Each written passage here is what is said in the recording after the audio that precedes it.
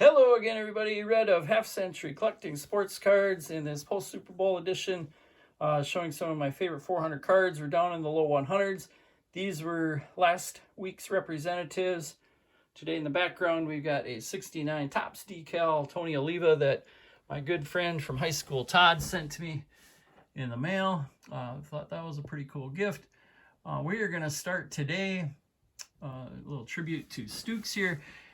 With an exhibit card. This is my only exhibit in my cards that represent all my Hall of Famers, trying to get one representative playing day card of everybody in the Hall of Fame and trying to represent as many different sets with that as I can. And this is a 1926-29 exhibit of Harry Heilmann, one of the best hitting right fielders of all time.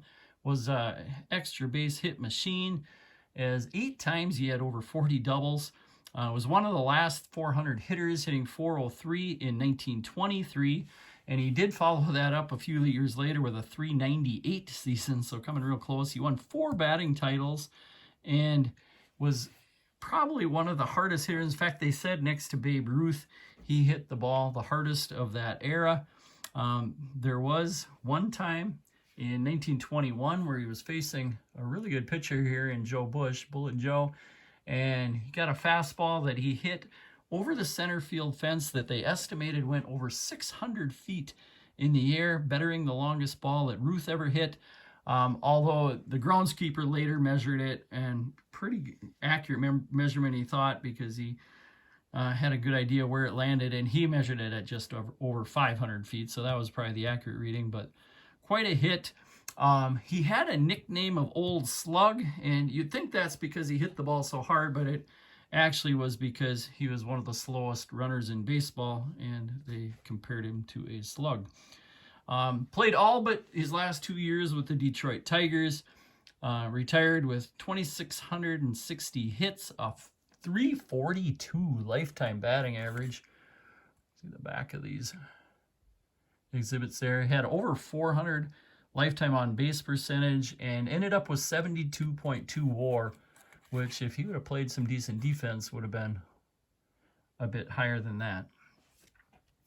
All right, next we are going to go to 1957 with one of my favorite players on one of his cool cards. He's got a lot of cool cards, but this is his 1957 Topps, and it's Willie Mays.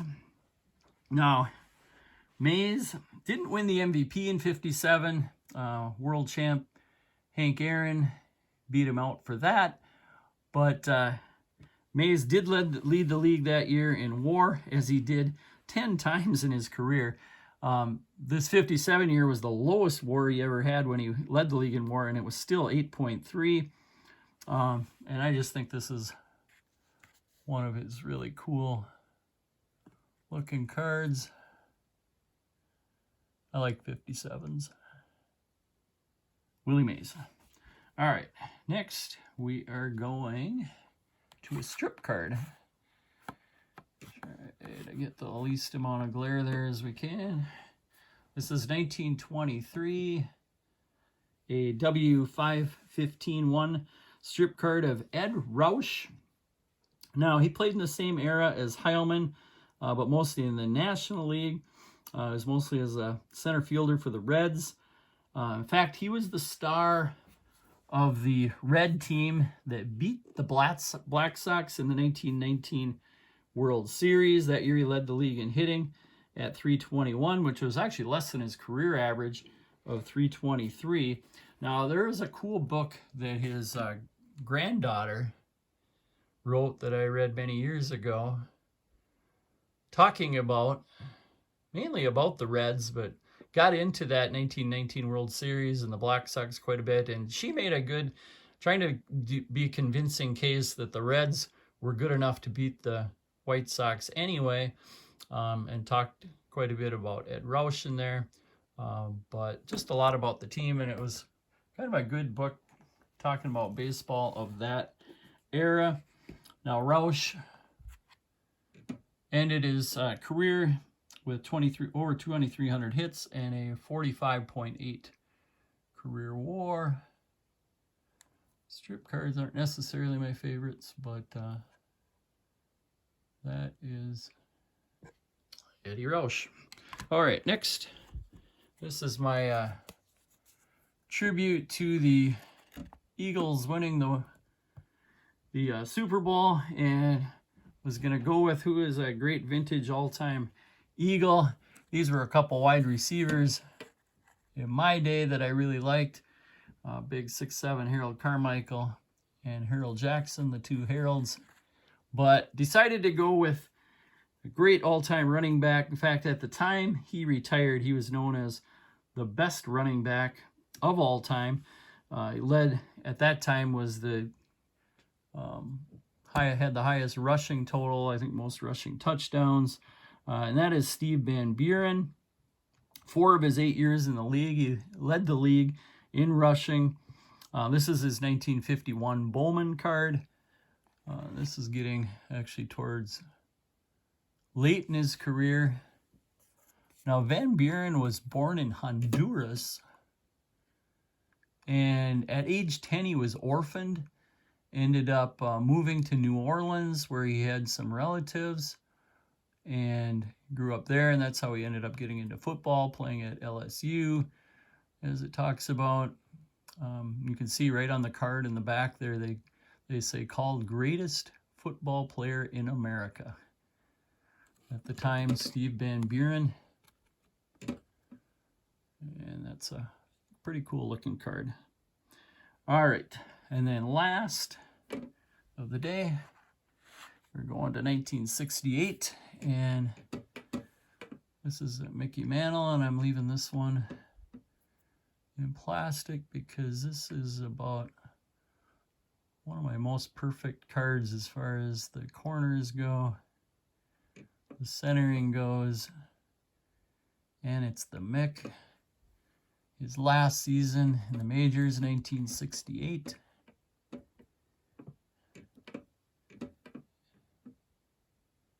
And nice back. It's hard to see it here, but one of the reasons I have not sent this in for grading is because it's got a little wax stain. And because of that, it isn't going to get graded near as well as what it looks. End up being one of those really high eye appeal cards for the grade. Might still end up with a 6 or 7, but just looks a lot better than that. So I'd rather just keep it ungraded because I know how cool it looks. Now Mantle's got one more card after this, but really like that 68 pose towards the end of his career. And then with showing a 68 card, get it to stay, we're going to show what 1968 packs look like. I've got a couple of those. Series 4 and a Series 1, which I think, I forgot to look that up, but I think Nolan Ryan might be in Series 2, so I wouldn't have a chance for that, but I think Bench might be in Series 1. Not sure of that. I can't remember who's all in Series 4, but a couple unopened packs from 1968.